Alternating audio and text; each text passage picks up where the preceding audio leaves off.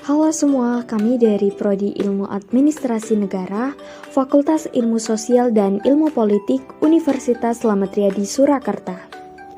Tema besar yang kami ambil yaitu patologi birokrasi, sedangkan tema kecil yakni korupsi. Berikut adalah nama-nama anggota kelompok 3 kelas AN02.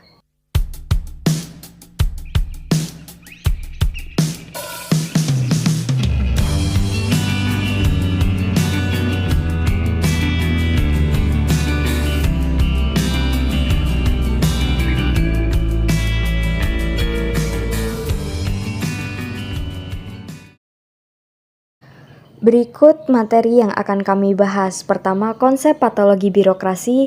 Kedua, jenis-jenis patologi birokrasi. Ketiga, konsep korupsi dan indeks persepsi korupsi. Keempat, contoh kasus patologi birokrasi yakni korupsi. Kelima, faktor penyebab korupsi. Keenam, dampak korupsi. Ketujuh, upaya melawan korupsi. Dan yang terakhir, cara mencegah patologi birokrasi. Apakah kalian mengetahui patologi, birokrasi, dan patologi birokrasi? Patologi merupakan istilah umum yang dipakai dalam ilmu kedokteran, yang berarti ilmu atau kajian yang mempelajari tentang penyakit. Sementara itu, penyakit didefinisikan sebagai suatu gangguan sistem pada tubuh. Para ahli mengadopsi istilah patologi ke dalam ilmu administrasi dengan tujuan untuk memberikan analog atau gambaran bahwa di dalam tubuh birokrasi pemerintah pun terdapat berbagai macam penyakit. Birokrasi. Max Weber mendefinisikan birokrasi sebagai bentuk organisasi yang penerapannya sesuai atau berhubungan dengan tujuan bersama yang ingin dicapai. Artinya, birokrasi digunakan untuk mengorganisasikan pekerjaan secara teratur. Pada umumnya, birokrasi diidentifikasikan sebagai sebuah instrumen pemerintah sebagai badan eksekutif untuk mengimplementasikan berbagai kebijakan yang telah diputuskan oleh presiden sebagai otoritas eksekutif tertinggi. Birokrasi adalah alat negara untuk menjalankan kewajibannya untuk melayani masyarakat. Menurut Binns, patologi birokrasi pada dasarnya terdiri dari pola perilaku pribadi yang cenderung negatif. Sedangkan menurut Gerald E. Kayden, patologi birokrasi adalah kelemahan sistematis dari organisasi yang menyebabkan individu di dalamnya melakukan malpraktik. Para pegawai birokrasi enggan untuk melaporkan berbagai kecurangan. Permasalahan yang ada dalam birokrasi cenderung akan selalu disembunyikan. Jenis-jenis patologi birokrasi. Jenis-jenis patologi birokrasi sangatlah banyak, namun secara garis besar terdapat dua jenis patologi birokrasi yang menjadi fokus perhatian para ahli. 1. Red tape. Sejumlah pedoman dan prosedur pemerintah yang terlalu berlebihan, susah untuk diterapkan atau tidak ada artinya dalam pengambilan keputusan dan kebijakan. 2. Maladministrasi. Suatu tindakan yang melawan hukum dalam proses pelayanan publik yang kemudian akan menimbulkan kerugian bagi orang lain, terutama masyarakat sebagai penerima layanan administrasi. Maladministrasi. Salah satu bentuk maladministrasi yang cukup menyedot perhatian publik adalah korupsi. Korupsi birokrasi adalah bentuk nyata dari patologi birokrasi. Bila diumpamakan, begitu masuk ke dalam organisasi publik, korupsi dalam birokrasi akan menyebar dengan cepat ke seluruh anggota organisasi. Jika tidak diobati, maka akan menghancurkan kredibilitas publik dan efektivitas organisasi.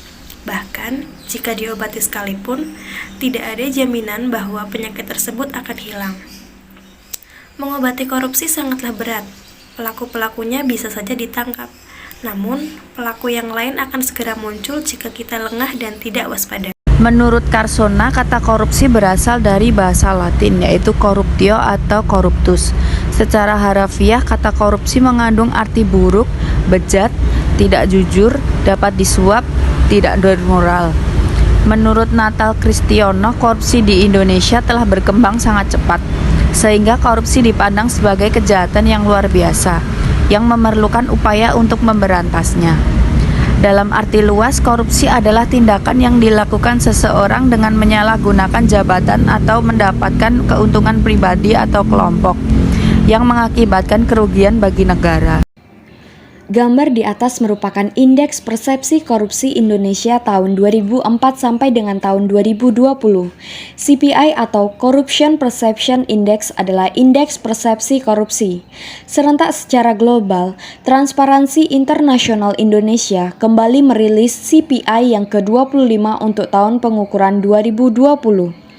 CPI 2020 bersumber pada 13 survei global dan penilaian ahli serta para pelaku usaha terkemuka untuk mengukur korupsi di sektor publik di 180 negara. Penilaian CPI didasarkan pada skor. Skor CPI adalah sebuah gambaran tentang situasi dan kondisi korupsi pada level negara. Skor dari 0 berarti sangat korupsi dan 100 sangat bersih. CPI Indonesia pada tahun 2020 berada di skor 37/100 dan berada di peringkat 102 dari 180 negara yang disurvei. Skor ini turun 3 poin dari tahun 2019 yang berada pada skor 40/100. Turunnya skor Indeks Persepsi Korupsi Indonesia pada tahun 2020 menandakan masih jauhnya upaya pemberantasan korupsi di tengah situasi pandemi yang melanda Indonesia.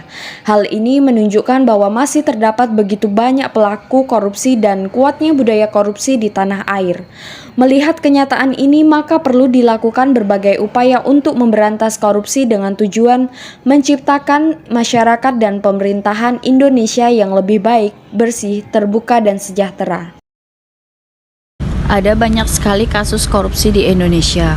Pada kelompok kami mengambil salah satu contoh kasus korupsi di Indonesia, yaitu kasus Juliari Batubara.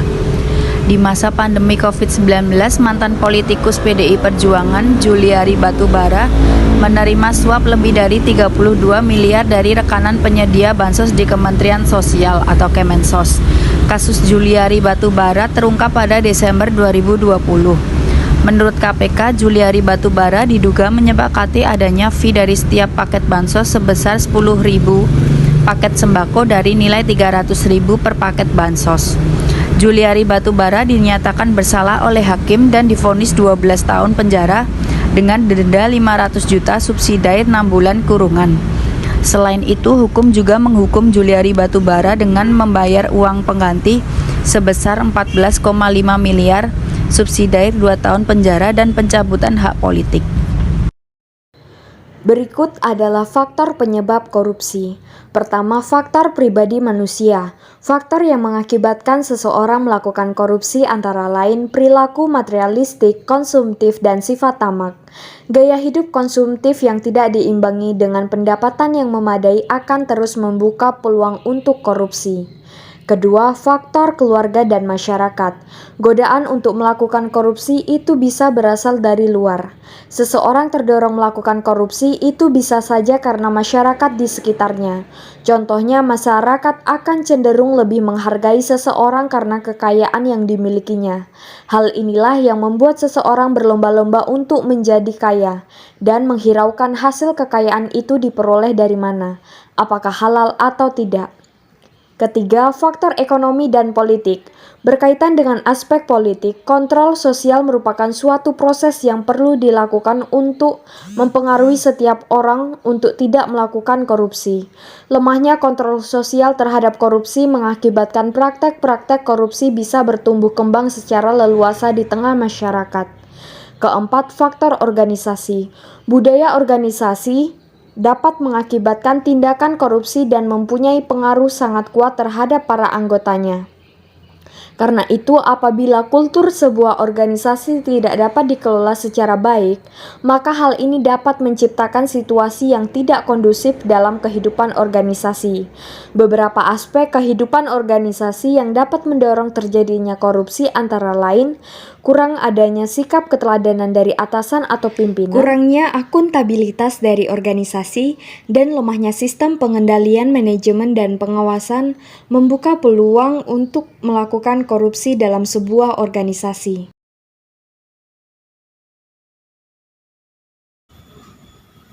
Dampak korupsi.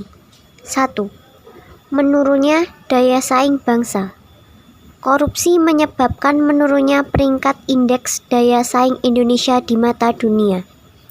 Pada bulan September 2016, World Economic Forum atau WF merilis berita bahwa indeks daya saing Indonesia turun dari peringkat 37 ke 41. 2. Runtuhnya otoritas pemerintahan. Kekuatan politik masih sangat dominan dan dengan mudah melindungi anggotanya dengan segala cara, walaupun anggotanya jelas-jelas telah melakukan tindakan korupsi. Melindungi seorang koruptor dengan kekuatan politik merupakan salah satu indikasi besar tentang runtuhnya etika sosial dan politik di negeri ini. 3. Dampak ekonomi. Korupsi mengakibatkan terjadinya inefisiensi pembangunan, meningkatnya biaya barang dan jasa, serta melonjaknya utang negara. 4. Dampak sosial. Korupsi mengakibatkan rakyat miskin semakin sulit mendapatkan akses ekonomi, finansial, kesehatan, pendidikan, informasi, hukum, dan lain-lain. Upaya melawan korupsi. Menurut Glickert Robert pada tahun 2015 merekomendasikan beberapa upaya yang bisa ditempuh untuk memerangi korupsi di Indonesia. Yang pertama, perlu adanya usaha serius untuk membenahi sistem lembaga politik, khususnya DPR dan DPRD. Lembaga politik ini perlu merumuskan strategi anti korupsi demi memperkuat akuntabilitas politik dan perbaikan kinerja lembaga legislatif itu sendiri. Yang kedua, reformasi birokrasi yang digaungkan pemerintah hendaknya diikuti dengan upaya perbaikan sistem rekrutmen pejabat negara yang berintegritas tinggi dan bebas dari berbagai konflik kepentingan. Dengan demikian, birokrasi menjadi lebih transparan, partisipatif, akuntabel, serta memiliki integritas tinggi dalam memberikan pelayanan kepada masyarakat. Yang ketiga, pemerintah perlu lebih mensosialisasikan ruang-ruang pengaduan kepada masyarakat dengan memastikan prosedur penanganan pengaduan secara cepat, responsif, murah, dan terjangkau oleh masyarakat. Pemerintah juga perlu mempertegas jaminan keamanan bagi para pelapor, saksi, dan lain-lain. Cara mencegah patologi birokrasi. 1. Menata ulang kewenangan atau tugas pokok organisasi. 2. Menciptakan efisiensi penggunaan anggaran operasional. 3. Menyederhanakan sistem dan prosedur kerja internal birokrasi.